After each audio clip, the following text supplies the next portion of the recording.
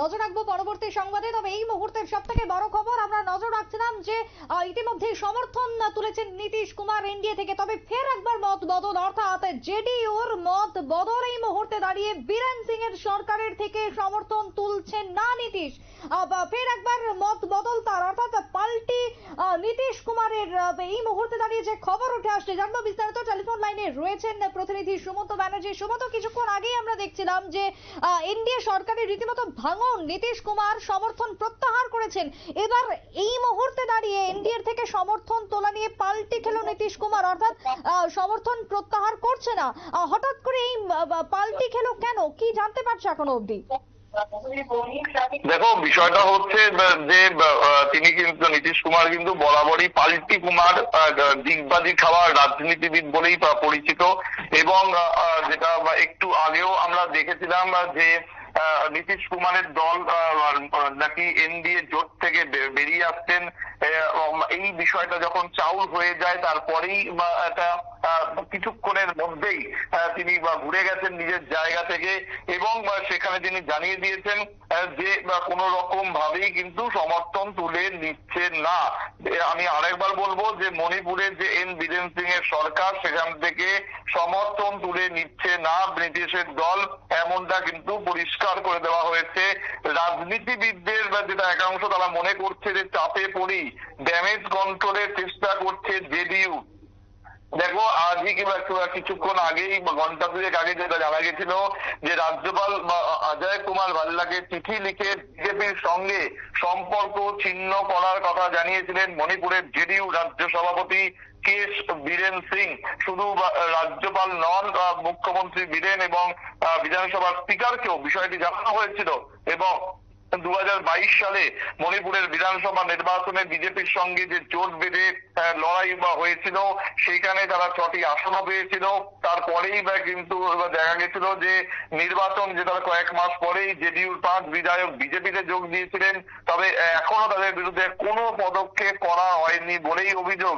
এবং সেই অভিযোগকে সামনে রেখে মণিপুরে বিজেপির সঙ্গ চালার সিদ্ধান্ত নিয়েছে জেডিইউ, এমনটাই জানান কেশ বীরেন। এবং তারপরেই শোরগোল পড়ে যায় জাতীয় রাজনীতিতে। তড়িঘড়ি আসরে নামেন জেডিইউ নেতৃত্ব এবং জেডিইউ জাতীয় মুখপাত্র রাজীব রঞ্জন প্রসাদ ওই চিঠিকে ভিত্তিহীন এবং বিভ্রান্তিকর বলে মন্তব্য করেছেন। একই সঙ্গে তিনি জানিয়ে দিয়েছেন যে রাজ্য নেতৃত্ব জেডিইউর কেন্দ্রীয় নেতৃত্বের সঙ্গে কোনো রকম আলোচনা না করেই রাজ্যপালকে চিঠি লিখে সমর্থন প্রত্যাহারের কথা জানিয়েছেন। পাশাপাশি চিঠি লেখার জন্য মণিপুরের জেডিইউ রাজ্য সভাপতি কেশ বীরেনকে বরখাস্ত করা হয়েছে বলেও জানিয়েছেন রাজীব। দেখো, মণিপুরে জেডিইউর একমাত্র বিধায়ক রয়েছেন মোহাম্মদ নাসির। যদিও সমর্থন প্রত্যাহারের কারণে মণিপুরে বিপদে পড়তো না বিজেপি, কিন্তু 7 আসনের যে বিধানসভা, সেখানে বিজেপির একার হাতেই রয়েছে 37 জন বিধায়ক। পাশাপাশি নাগা পিপলস ফ্রন্টের 5 জন এবং 3 নির্দল বিধায়কের সমর্থনও রয়েছে বিজেপির হাতে। মানে যদি বীরেনের সরকারকে বিধানসভায় অনাস্থা প্রস্তাবের মুখোমুখি হতে হয়, তবে সংখ্যাগরিষ্ঠতা প্রমাণ করতে কোনো অসুবিধা কিন্তু তাদের হবে না।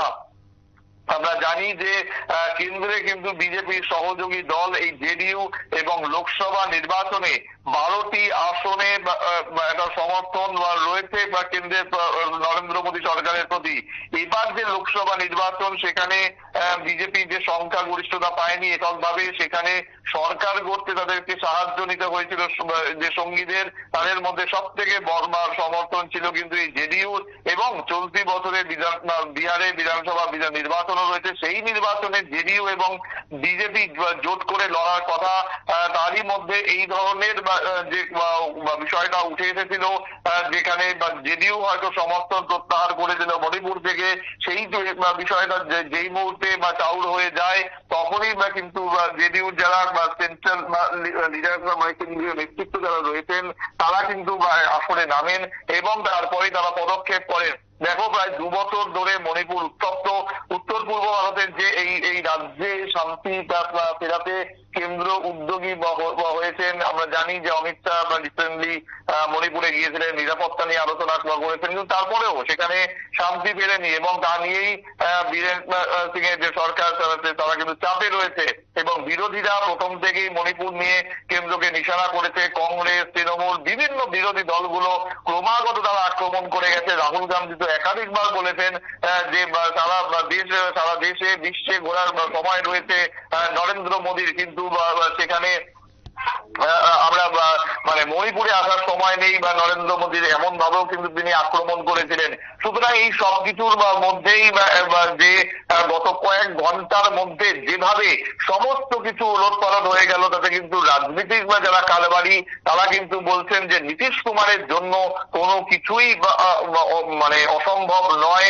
এই কারণেই হয়তো তাকে জাতীয় রাজনীতিতে দিগবাজি খাওয়া রাজনীতিবিদ, পাল্টিবাজ নীতিশ কুমার, এই ধরনের যে শব্দগুলো তার নামের পাশে ব্যবহার করা হয়। সুপ্রীতি, একেবারে তাই। ধন্যবাদ তোমায় সুমন্ত। অর্থাৎ এক্ষেত্রে দাঁড়িয়ে আমরা কিছুক্ষণ আগেও জানাচ্ছিলাম যেটা আছে সমর্থন প্রত্যাহার, আবার কিছুক্ষণ পরেই যেটা দেখা যাচ্ছে যে কোনো রকমের সমর্থন প্রত্যাহার নয়, অর্থাৎ নীতিশ থাকছে এনডিএতেই, এমনটাই ইতিমধ্যেই জানা যাচ্ছে। সুতরাং রাজনীতিতে এই মুহূর্তে জোর জল্পনা কল্পনা, কেন তিনি মত বদলালেন বা কেনই বা তিনি সমর্থন প্রত্যাহারের কথা জানিয়েছিলেন, কথা জানানোর পর আবার তিনি মত বদলালেন, অর্থাৎ এই যে পাল্টিবাজি বা ডিগবাজি, এই কথা এখন নীতিশ কুমারের সাথে ওতপ্রোতভাবে যেন জড়িত হয়ে গেল। টেলিফোন লাইনে রয়েছেন এক্সিকিউটিভ এডিটর নীল। কিছুক্ষণ আগেও তুমি বলছিলে যেটা যে এনডিএতে ইতিমধ্যে সমর্থন প্রত্যাহার, এবার আবারও আমরা যে খবর দেখছি যে এনডিএতে সমর্থন তোলা নিয়ে ফের পাল্টি নীতিশের। সুতরাং কি বলবে, নীতিশের হঠাৎ করে এই মত বদল কেন? দেখো, নীতিশ কুমারের এই যে পাল্টি, যিনি রাজীব রঞ্জন বিজেপির ন্যাশনাল স্পোক পারসন, তিনি এই প্রত্যাহার তাদের যে দলের সর্বোচ্চ নেতৃত্বের অনুমতি নেই, সেটা কিছুক্ষণ আগে তিনি মিডিয়ার সামনে জানিয়েছেন। এবং রাজীব রঞ্জন, যেটা খুব যদি ভুল না বলি, ঠিক 1 মাস আগে গুয়াহাটিতে এসে নর্থ ইস্টের যে প্রত্যেকটি রাজ্য সভাপতিদের নিয়ে কিন্তু একটি বৈঠক করেছিলেন।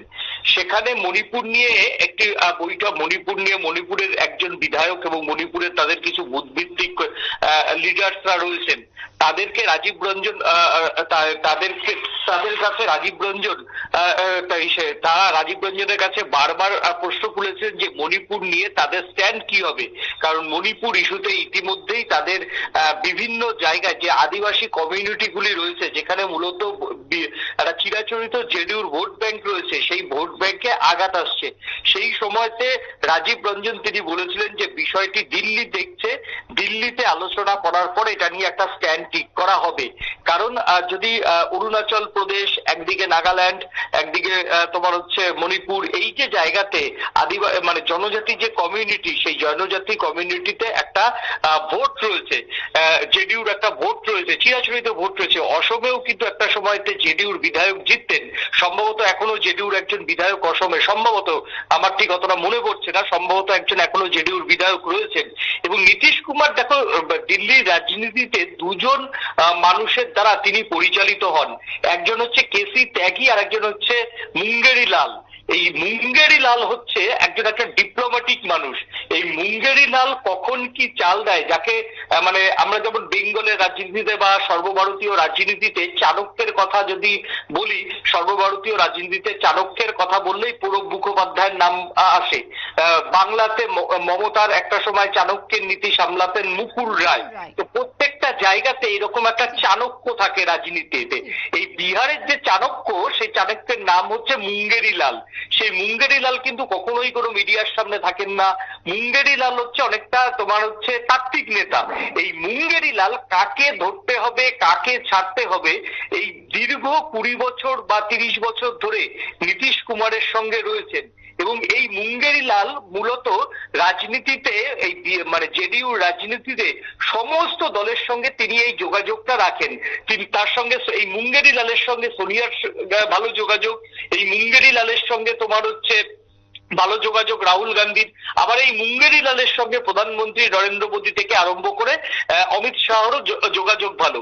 নীতিশ কুমার তার যে দলটা পরিচালনা করে, এইভাবে এরকম হাজার কয়েকটা মুঙ্গেরি লাল দিল্লিতে নীতিশ কুমার বসিয়ে রেখেছে। তাদের প্রধান কাজই হচ্ছে দিল্লির রাজনীতির জল মাপা এবং প্রত্যেকটা রাজনৈতিক দলের সঙ্গে নিবিড় সম্পর্ক রাখা। সেটা হতে পারে মমতা বন্দ্যোপাধ্যায়, সেটা হতে পারে চন্দ্রবাবু নাইডু। এই যে খেলাটা, সেই খেলাটাও এই মুঙ্গেরি লালেরই মস্তিষ্ক প্রসূত বলে কিন্তু দিল্লিতে একটা আবারও রটনা উঠেছে। তবে এই মুঙ্গেরি লালকে যেহেতু কোনোদিনও দেখা যায় না, তাই মুঙ্গেরি লালের যে চরিত্রটা সেটা কিন্তু বিহারের মানুষ এখনো পর্যন্ত জানে না। এটা যারা একেবারে মিডিয়ার যারা মিডিয়ার দিল্লিতে কভার করে বা একদম জেডিউর অন্দরের খবর রাখে, তারা এই মুঙ্গেরি লাল মানুষটার নাম শুনেছে। মুঙ্গেরি লালের কিন্তু একটা অন্য নামও আছে, সেটা আমি এই মুহূর্তে বলছি না। তাকে রাজনীতির অন্দরে দিল্লির রাজনীতির অন্দরে তাকে মুঙ্গেরি লাল বলেই একজন 70 বয়স্ক ভদ্রলোককে চেনে। এবং এই মুঙ্গেরি লালই এই যে আজকে যে দিনভর যে নাটকটা হলো জেডিইউ এবং এনডিএ কে নিয়ে, এবং এই ঘটনার পরে কিন্তু যখনই সরকার প্রত্যাহার করে নিয়েছে, বাজেট অধিবেশনের আগে কিন্তু বিজেপির ঘুম ছুটে গেছিল এবং দীনদয়াল মার্গ থেকে কিন্তু ঘন ঘন বিহারে ফোন করা শুরু হয়ে গেছিল যে নীতিশ কুমারের আবার কি অবস্থান হচ্ছে, নীতিশ কুমার কি আবার সরকার প্রত্যাহার করে নিতে পারে, এইরকম কিন্তু একটা রব উঠে গেছিল। তারপরই হঠাৎই নীতিশ কুমার দেখো, নীতিশ কুমার কিন্তু নিজের মধ্যে আসেনি। নীতিশ কুমার দিল্লিতে বসিয়ে রেখে এই যে তোমার হচ্ছে ন্যাশনাল যে স্পোক পার্সন, সে রাজীব রঞ্জন, অত্যন্ত ভদ্রলোক, মিষ্টভাষী, দিল্লি বিশ্ববিদ্যালয়ে পড়াশোনা করার লোক, বিভিন্ন গণসংগঠনের সঙ্গে তার যোগ রয়েছে, তাকে দিয়ে একটা স্টেটমেন্ট দিয়ে দিলেন এবং সম্ভবত তারা রাজ্য সভাপতিকে সাসপেন্ড করবেন। একবারের জন্য রাজ্য সভাপতিকে সাসপেন্ড করবে না, হলফ করেই বলা যায়। এটা আজকের দিনের জন্য একটা ললিপপ দিয়ে রাখলেন এবং এই যারা যে 5-6 যে যারা বিজেপিতে চলে গেছিল, তাদের বিরুদ্ধেও কিন্তু বিজেপি কোন রকম সেখানে ব্যবস্থা নেয়নি।